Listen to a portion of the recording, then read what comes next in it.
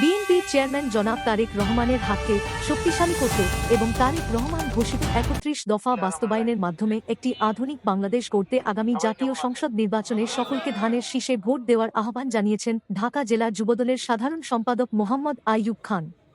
আজ বুধবার বিকেলে ঢাকা ১৯ সংসদীয় আসনে বিএনপির মনোনীত প্রার্থী ডাক্তার দেওয়ান মোহাম্মদ সালাউদ্দিন বাবুর পক্ষে প্রচারণায় অংশ নিয়ে এই আহ্বান জানান তিনি।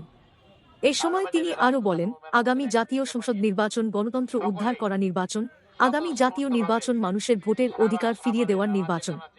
এ সময় তিনি আরও বলেন, সকলকে ঐক্যবদ্ধভাবে বাংলাদেশের মানুষের স্বপ্ন পূরণ করতে ধানের শীষে ভোট দিয়ে বিএনপিকে বিপুল ভোটে জয়ী করতে হবে এবং আগামীর রাষ্ট্রনায়ক তারেক রহমানকে প্রধানমন্ত্রী হিসেবে কাজ করার সুযোগ করে দিতে হবে।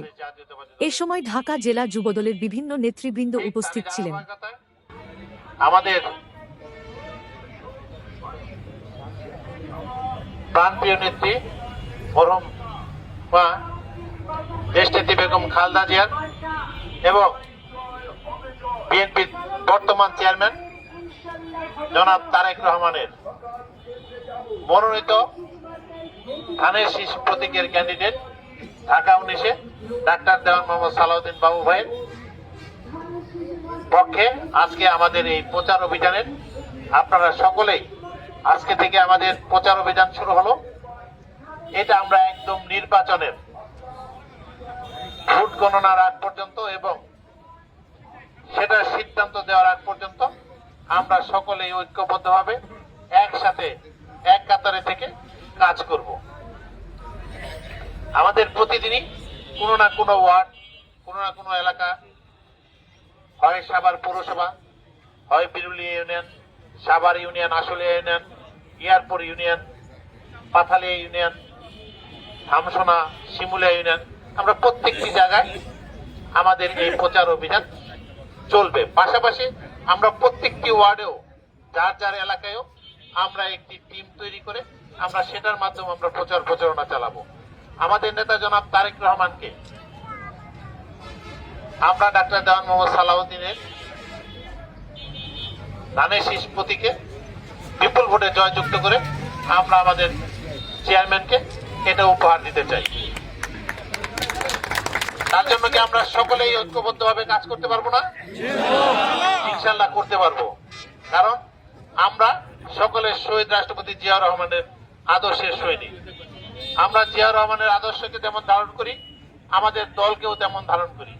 ঠিক তারই ধারাবাহিকতা আমরা আমাদের প্রিয় প্রতীক ধানের শীষ প্রতীকে দল যাকে মনোনীত করেছে আমরা সকলে ঐক্যবদ্ধভাবে কিন্তু সাভারবাসী, আপনারা দেখেছেন কেউ কিন্তু নমিনেশন দেওয়ার পরে বাংলাদেশের বিভিন্ন জায়গায় বিভিন্ন কিছু হয়েছে, কিন্তু সাভারে কিন্তু এই নমিনেশন দিয়ে কোনো বিরূপ প্রতিক্রিয়া হয়নি।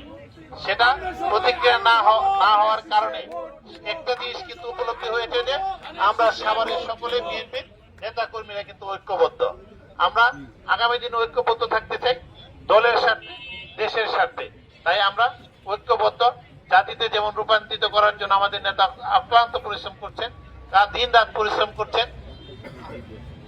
তিনি দেখেন না সিলেট গিয়েছেন, সেই রাত 4টার সময়ও কিন্তু জনসভা হয়েছে। চিটাগাং গেছেন, ফিরতি পথে কিন্তু সেই রাত 2টার সময় জনসভা হয়েছে। কালকে ময়মনসিংহ গিয়েছিল, সেটাও কিন্তু রাত 1টা না 1:30 দিয়ে কিন্তু ঢাকাতে জনসভা হয়েছে। এই যে মানুষের স্রোত, মানুষের ভালোবাসা, সেই ভালোবাসাকে আমরা পুঁজি করে আমাদের সকলের পার্শ্ববর্তী যারা আছে, আমাদের মা বোনরা আছে, আমাদের কৃষক শ্রমিক ভাইরা আছে, দিনমজুর ভাইরা আছে, ছাত্র ভাইরা আছে, সকলকে সাথে নিয়ে আমরা ধানের শীষের প্রতীকে নির্বাচন করব এবং আমরা যেন বিপুল ভোটে সাভারের ধানের শীষ প্রার্থীকে জয়যুক্ত করতে পারি, ডাক্তার দেওয়ান মোহাম্মদ সালাউদ্দিন বাবু ভাইকে জয়যুক্ত করতে পারি, এই আশা এবং প্রত্যাশা রেখে সকলের কাছে আজকের এই অনুষ্ঠানটি আমরা উদ্বোধন করব এই বলে আমি আমার বক্তব্য শেষ করছি। বাংলাদেশ জিন্দাবাদ, বাংলাদেশ জাতীয়তাবাদী যুবদল জিন্দাবাদ, শহীদ রাষ্ট্রপতি জিয়াউর রহমান অমর হোক, দেশনেত্রী বেগম খালেদা জিয়া জিন্দাবাদ, তারেক রহমান জিন্দাবাদ জিন্দাবাদ। ধন্যবাদ সকলকে। আসসালামু আলাইকুম।